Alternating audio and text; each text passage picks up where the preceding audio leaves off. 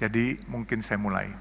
Saya ini saat ini bukan CEO lagi, bukan direktur utama lagi dari Citra Marga Nusapala, yaitu pengelola jalan tol.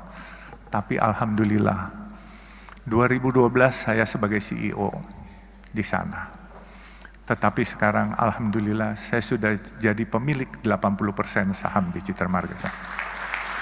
Itu semua bukan karena kepintaran saya, bukan karena kehebatan saya, tetapi semua gerak Allah. Saya mulai dari kecil, saya sebagai pedagang es mambo, pedagang asongan. Saya tidak pernah bermimpi, tapi saya punya mimpi selalu. Oleh sebab itu saya selalu katakan kepada teman-teman, dalam hidup ini kita harus punya mimpi, tetapi mimpi itu harus kita juga yang membuat menjadi kenyataan. Jangan biarkan mimpi itu berangan-angan saja di kepala kita, tapi kita harus jadikan kenyataan. Untuk membuat itu bagaimana? Kita jadi orang harus jujur dan amanah. Kedua, harus sayang kepada orang tua, karena doa orang tua ini membuat jalan kita jadi mulus. Dulu cita-cita cuman jadi tukang parkir. Waktu saya sekolah SMA, saya suka liwat di daerah Pasar Baru. Saya tanya tukang parkir, satu hari dapat berapa sih? Dapat 10.000 sampai 15.000. Waktu itu satu mangkok bakmi hanya 300 perak. Jadi kalau 10.000 sama dengan 33 mangkok.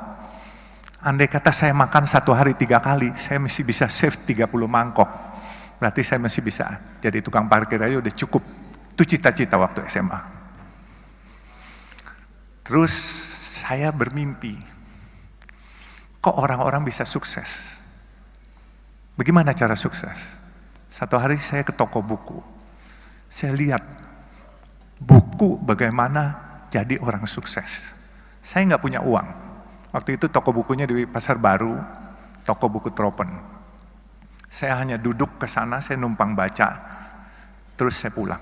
Saya bacain buku bagaimana cari orang sukses. Sebenarnya nggak perlu baca buku lagi, karena tadi yang Ibu Prita katakan itu, itulah di buku itu sebenarnya intisarinya.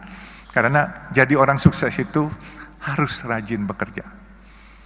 Dan juga jangan lupa berdoa, dan juga jangan lupa jujur. Dan jangan lupa juga sayang kepada orang tua dan minta ridho barokah dari orang tua. Itu intisarinya. Dan saya selalu bermimpi memang menjadi orang sukses. Mimpi itu saya sendiri pesimis waktu itu untuk jadi, untuk sukses. Tetapi seperti saya katakan, bahwa ini semua gerak Tuhan, bukan gerak saya. Saya punya usaha kayu dulu di Kalimantan, saya bikin triplex. Tapi waktu Orde Baru, karena saya kurang dekat dengan pemerintahan waktu itu, akhirnya saya dikeluarkan satu surat untuk tidak dilayani dokumentasinya. Akhirnya saya tutup pabrik saya, 11.000 karyawan saya harus pulang ke Jawa itu semua. Dan saya nggak kecil hati. Saya bilang, ya Allah, kalau memang ini rencanamu, nggak apa-apa. 11.000 karyawan bedol desa semua pulang. Saya diam, terus saya coba lagi untuk berusaha lagi. Tetap kadangkala jatuh bangun itu pasti. Ya ada hal-hal waktu 2008, saya ingat itu pabrik tahun 94 saya tutup dan saya 2008 diajak seorang teman. 14 tahun saya pensiun itu ibaratnya nggak ada kerjaan. Diajak seorang teman untuk ikut di perusahaan pemboran minyak lepas pantai. Tapi 1 tahun saya bilang ini bukan bidang saya. Kemudian saya tahun 2012 saya ditawarkan oleh pemegang saham yang sedang berantem, pemegang saham jalan tol Citra Marga Nusa Pala Persada. Itu jalan tol dalam kota, dan sekarang ini kalau perusahaan tol swasta terbesar adalah Citra Marga. Saya ceritakan juga, inilah mungkin yang paling penting. Waktu saya masuk di Citra Marga, ini pemegang sahamnya berantem, menanyakan kepada saya, kamu berani nggak jadi direktur utama? Saya bilang, kenapa harus saya? Karena ini raksasa-raksasa lagi pada berantem semua. Waktu itu Citra Marga yang punya adalah Ibu Tutut di antaranya. Terus ada Robi Sumampau, Robi Kete, dan ini naga-naga semua lah. Kebenaran saya ini kelahiran Kalimantan Timur, dari Sungai Mahakam saya lahir. Lalu saya jawab sama teman-teman saya, selama enggak nyuri, saya berani apa saja, saya bilang, dan tidak korupsi. Akhirnya saya ditunjuk sebagai direktur utama. Di waktu saya ditunjuk sebagai direktur utama, saya melihat karena ini perusahaan publik, pemegang sahamnya ini banyakkan institusi-institusi asing. Saya lihat ini perusahaan bagus. Kenapa saya bilang bagus? Coba pikirkan, ini kalau bukan gerak Tuhan, saya nggak akan memiliki perusahaan ini. Saya dulu punya perusahaan kayu, saya pernah punya restoran, saya pernah punya hotel. Hotel pelayanan nggak baik, omset akan turun, orang nggak balik lagi.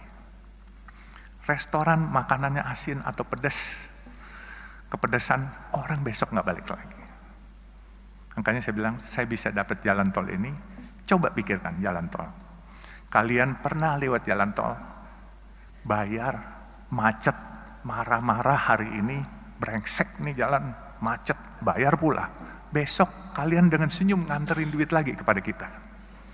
Nah itu bedanya.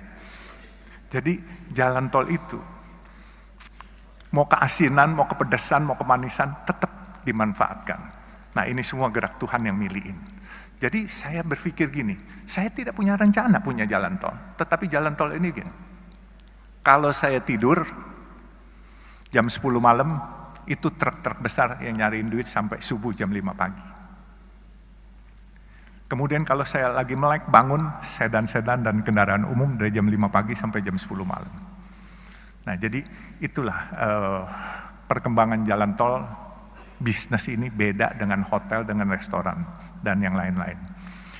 Nah saya bisa ceritakan, waktu saya lihat perusahaan ini bagus, saya kumpulkan teman-teman saya. Teman-teman saya dari berbagai macam suku, ada yang Tionghoa atau yang disebut Aseng. Jadi saya bilang, ini daripada asing yang milikin, kenapa enggak kita, kalian para Aseng, teman-teman maupun yang lain, ayo kita milikin. Mereka tanya sama saya, bagaimana? Saya bilang, gampang, siapin aja dananya, saya bikin asing ini keluar barangnya. Jadi waktu itu saya direktur utama, apa yang saya sebut itu pasti bereaksi market. Tapi waktu itu memang saya menyebut ingin membeli sesuatu barang, itu asingnya ketakutan. Kebenaran saya nggak sekolah tinggi Pak, jadi saya main seruduk aja. Kalau ikutin aturan saya nggak berani ngomong begitu, karena di aturan nggak boleh. Jadi saya bilang hari itu, saya ingin beli Bank Senturi yang sedang bermasalah waktu itu. Itu semua asing tidak setuju. Dia lepas barang itu semua. Akhirnya teman-teman saya beli semua. Akhirnya sekarang pemiliknya adalah orang Indonesia, asli semua Pak. Jadi Citra Marga ini udah nggak ada asing. Kalaupun ada Aseng 1-2 orang gitu. Jadi kita boleh berbangga lah, ini kita tarik kembali Citra Marga, dan saya pikir ini sesuatu perusahaan yang besar. Dan kenapa saya bilang besar? Dia punya omset untuk dalam kota 600.000 kendaraan per hari. Memang biaya pembangunannya cukup besar. 600.000 kendaraan kali 9.500 rupiah. Kurang lebih hampir 6 miliar, 5,4 miliar per hari. Kalau kita nggak sombong, kita selalu mau tahu dan bertanya. Saya belajarnya ini dari supir dan dari marketing rokok. Waktu saya umur 17, tetangga saya itu agen rokok. Jadi saya suka duduk ngobrol sama supirnya, sama marketingnya. Saya selalu tanya.